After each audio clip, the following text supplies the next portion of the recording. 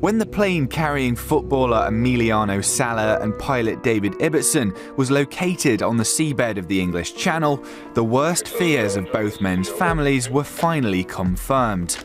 But even now, the authorities cannot provide answers to crucial questions.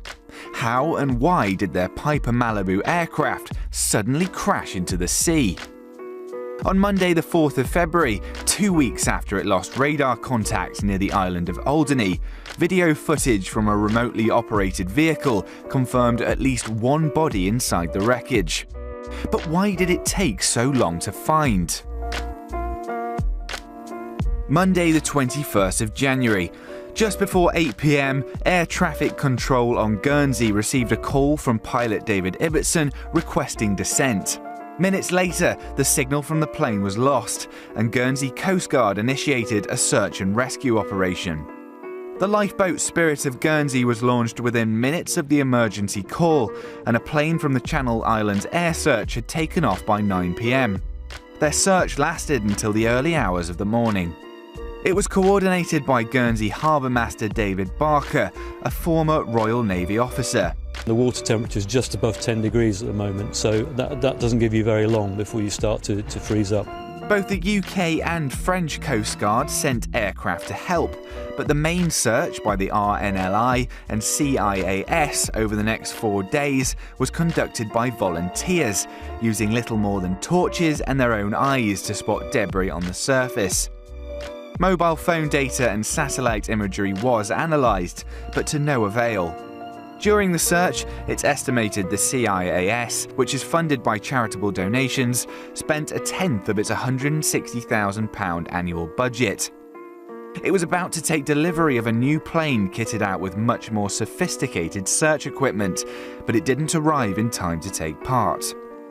After 80 hours of combined flying and 1,700 square miles of English Channel scoured by Coast Guard and fishing boats, no trace of the aircraft was found.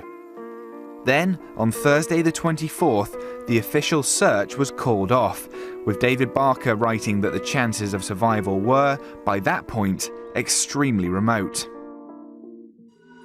In response, Sala's family and agent launched an emotional appeal for the search efforts to continue, and they soon received crowdfunding donations totalling over £324,000. They were offered help by professional shipwreck hunter David Mearns, the man who found the sunken World War II battlecruiser HMS Hood in 2001.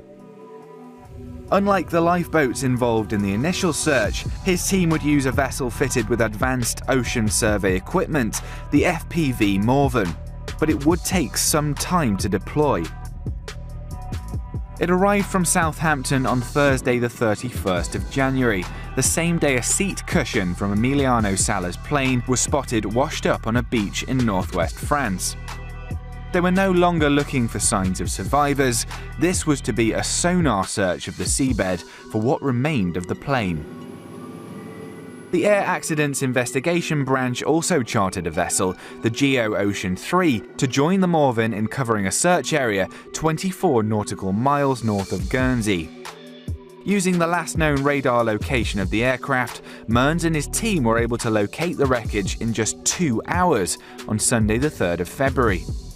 They were expecting a debris field spread over a large distance, but the plane was mostly intact.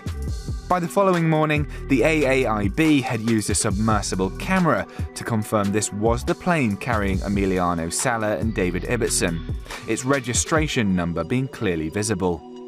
The operation to retrieve the body, so far unidentified, was completed using an ROV.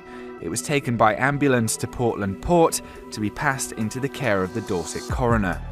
But poor conditions mean attempts to salvage the aircraft have been abandoned, with the AAIB saying they'll rely on underwater video footage from the crash site to make their report.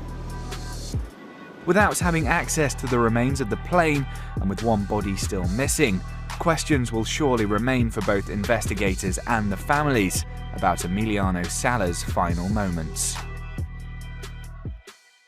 I'll get that little piece of dandruff off.